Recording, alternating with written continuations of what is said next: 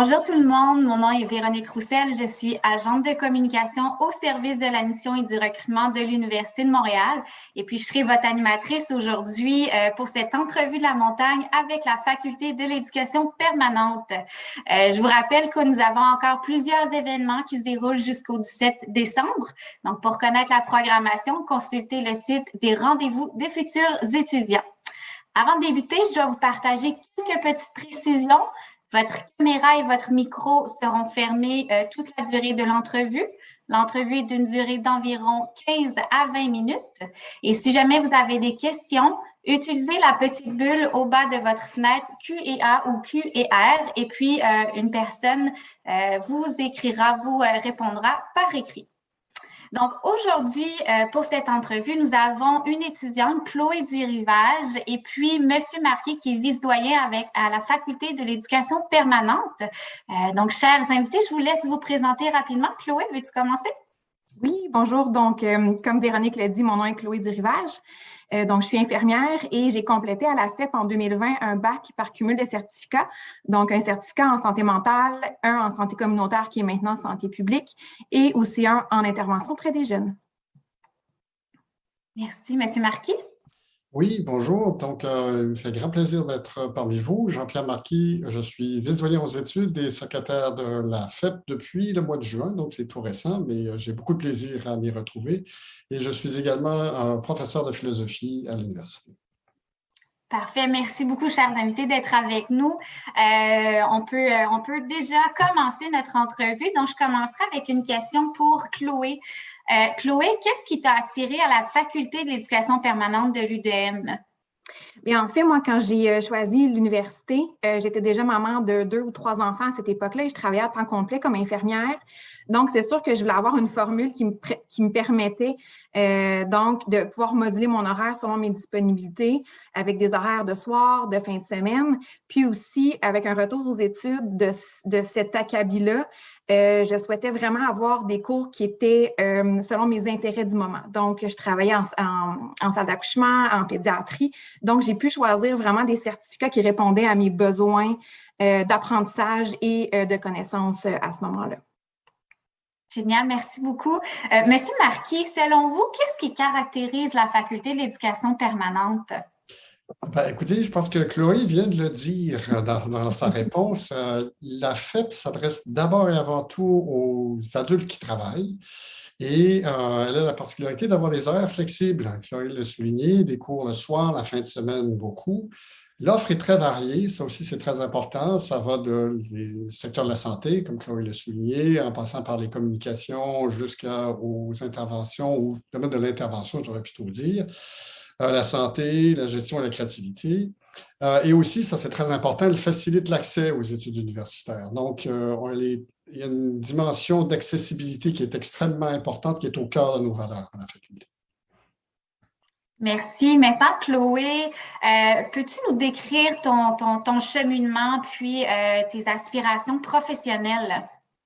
Oui, en fait, moi, j'ai gradué en 2006 d'une technique en soins infirmiers. Oups, pardon, excusez-moi. Par la suite, en fait, j'ai travaillé à l'hôpital pendant quelques années et je désirais vraiment être infirmière clinicienne. Donc, je voulais approfondir mes connaissances, je voulais vraiment avoir un bagage pour accéder à des postes plus intéressants au sein de ma profession. Donc, c'est à ce moment-là que j'ai commencé des certificats. Je les ai commencés quasiment les 3 en même temps, là, donc pour être sûr d'avoir un temps complet. Et je les ai terminés, ça a pris plusieurs années. Donc, tu sais, la FEP, elle est très, très flexible à ce niveau-là. On prend les cours selon nos disponibilités. On peut prendre un temps d'arrêt aussi. Puis, j'ai terminé l'année passée. Donc, je suis infirmière clinicienne. Maintenant, je suis directrice donc des soins infirmiers pour un groupe de résidence et j'ai poursuivi depuis, en fait, 1 an et demi presque, une maîtrise en santé publique. J'aimerais, c'est ça, éventuellement, soit faire de la recherche, mais aller en aide humanitaire là, à l'international. Wow, merci pour cette réponse. Vous avez vraiment un cheminement inspirant. Merci beaucoup, Chloé. Maintenant, on passe à Monsieur Marquis. En fait, quels sont les différents projets d'études des étudiants à la FEP?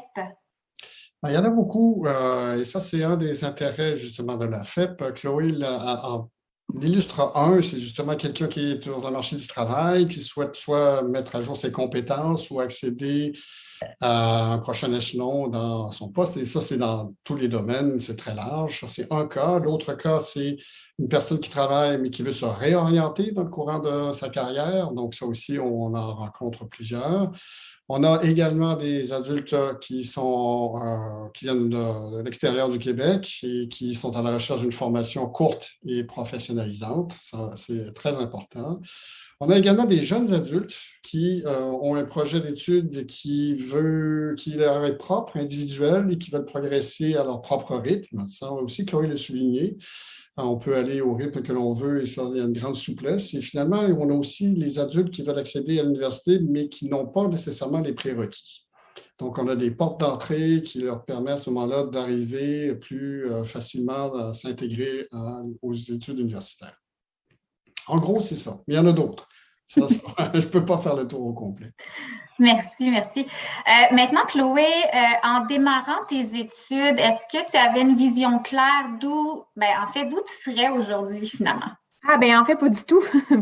Je savais que je voulais retourner aux études. Je savais que je voulais avoir un bac par cumul de certificats, mais même, en fait, quand je me suis inscrite dans les différents certificats, au début, je me suis inscrite en santé communautaire. Par la suite, avec la rencontre de mes collègues, on parlait ensemble beaucoup. Certaines venaient de différents milieux et ils m'ont conseillé certains certificats, des cours. Donc, j'ai un peu modulé mon parcours selon ce que j'entendais, selon aussi les cours que je faisais. Et parfois, par exemple, en jeune et violence, je pouvais, si j'avais un intérêt particulier, je peux aller approfondir avec un autre cours qui était semblable ou davantage en spécialité. Donc, en fait, non, pas du tout. Je ne pensais pas du tout faire ces 3 certificats-là. Je les ai adorés, les 3. Et ce que j'aime, c'est qu'ils font de mon bac un bac très particulier. Ce n'est pas un bac en sciences infirmières, j'en conviens. Mais mes 3 certificats font que je suis une intervenante vraiment plus, je pense, spécialisée autant en santé mentale, en intervention qu'en santé communautaire. Puis, c'est ça aussi qui m'a amenée finalement avec un cours en santé publique à opter pour une maîtrise en santé publique, laquelle je n'avais pas du tout vu dans mon parcours avant d'avoir ce cours-là à la FEP dans la dernière année là, de mon cheminement. Merci beaucoup. Maintenant, M. Marquis, si vous aviez un mythe à défaire sur la faculté de l'éducation permanente, qu'est-ce que ce serait? Puis qu'aimeriez-vous passer comme message? On aimerait avoir plus de temps d'abord, mais je vais faire du pouce encore sur ce que Chloé vient de dire et reprendre la notion de bac par cumul. Un des mythes les plus communs que l'on rencontre, c'est que le bac par cumul, ce n'est pas comme un bac disciplinaire, ça aurait une moindre valeur. Or, en fait, c'est reconnu professionnellement, Chloé en est la preuve. Mais c'est aussi un bac qui est très flexible et qui permet aux étudiants qui ont des intérêts un peu plus variés de concocter un bac qui va refléter leurs intérêts, leur personnalité et leurs projets. Et donc, je veux souligner l'importance de cette flexibilité, mais aussi du fait que c'est un bac en bonne et due forme qui a sa valeur propre et tout aussi grande que le baccalauréat traditionnel et qui est disciplinaire. Ça, je pense que c'est un des mythes à déboulonner, un des plus importants à déboulonner à l'heure actuelle. Effectivement, merci beaucoup. Finalement, avec Chloé, as-tu des conseils ou des mots d'encouragement à donner à un nouvel étudiant qui commence dans un programme de la FEP, la Faculté de l'éducation permanente, comme on aime l'appeler? En fait, je pense que je pourrais en avoir autant que de personnes différentes qui vont s'inscrire à la FEP parce qu'on a chacun des parcours et des origines différentes avec des buts différents aussi. Mais je pense que ce serait un peu d'être doux envers soi-même puis de peut-être juste y aller un cours à la fois, de cheminer, de prendre le plus de connaissances possibles, de compétences et de se permettre peut-être de se réorienter, d'avoir des intérêts plus grands. Mais tu sais, l'important, je pense que c'est même si on y va tranquillement, puis des fois, la fin du certificat semble tellement loin ou l'arrivée au bac semble tellement loin, mais on ne s'en rend pas compte, puis finalement, on y arrive, puis il y a une fierté immense. Donc, je pense que ça vaut la peine d'y aller doucement, de se respecter, mais de toujours garder en vue notre but ultime qui est habituellement d'avoir un certificat ou un bac ou des connaissances, mais de se donner la chance d'y arriver tranquillement. Ou super rapidement pour ceux qui veulent le faire en 3 ans, il n'y a pas de problème. Là. Merci. J'aime beaucoup ce beau conseil d'être doux envers soi-même. Puis c'est vrai, on fait un pas à la fois. C'est correct aussi de ne pas savoir nécessairement maintenant vers où on veut aller. Alors, merci beaucoup, beaucoup, Chloé, pour ce beau message. Avez-vous un dernier petit mot à donner à nos téléspectateurs, M. Marquis, Mme Zurivage, avant que je passe avec mon petit mot de la fin? Moi, j'aimerais peut-être juste ajouter merci à Chloé pour ce témoignage. Ça, c'est vraiment apprécié, mais aussi que les étudiants sont les bienvenus de nous contacter pour toute question. On est accessible, on est flexible, on veut aider et on accompagne beaucoup les étudiants dans leur parcours. Je pense que Chloé peut en témoigner. En leur donnant des conseils, en les orientant en cours de route. Et ça, c'est quelque chose qu'on est prêt à faire en tout temps. Donc, bienvenue, venez vers nous. On est là pour faire en sorte que ça fonctionne le mieux possible. Une petite dernière chose, si je peux me permettre, Véronique. Moi, je sais que je suis un peu, dernièrement, j'ai été un peu la tête d'affiche de la FEP, mais j'ai un amour profond pour cette faculté-là qui m'a guidée, qui m'a accueillie, mais il y avait vraiment une gentillesse, une ouverture, même des chargés de cours dans vraiment la réalité de chacun d'entre nous. Donc, ces chargés de cours-là où les enseignants s'inspiraient beaucoup de nos expériences pour enseigner, mais étaient à l'écoute aussi de nos besoins, de nos limites.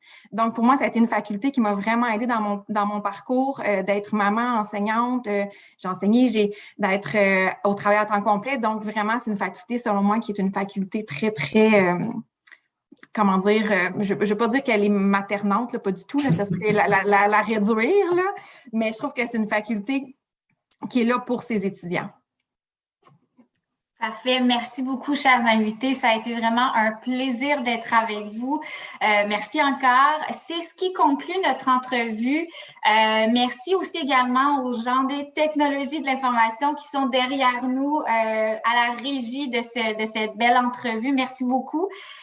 Cette entrevue sera disponible pour rediffusion sur la page vidéo sur demande du site de l'admission de l'Université de Montréal. Merci, chers visiteurs, d'avoir pris part à cette entrevue. Encore une fois, je tiens à vous rappeler que nous avons des entrevues de la montagne avec plusieurs facultés encore de l'Université de Montréal jusqu'au 17 décembre. Et cet hiver, nous offrirons des séances d'information qui, en fait, couvriront les programmes d'études qui vous intéressent plus précisément. Alors, ce sera l'occasion de poser vos questions aux responsables de programme. Donc, gardez l'œil ouvert. Nous vous fournirons plus d'informations sur notre page web admission.umontréal.ca. En attendant, si vous voulez en savoir un petit peu plus sur les programmes, je vous invite à consulter nos fiches descriptives encore une fois, admission.umontréal.ca et à regarder en fait les vidéos qui sont déjà disponibles sur la page vidéo sur demande. Et d'ici là, suivez-nous également sur Instagram, umontréal.futurétudiant, où plusieurs ambassadeurs de différents programmes vous partagent leurs expériences à l'UDM. Donc, c'était tout pour nous aujourd'hui. Merci beaucoup et à bientôt.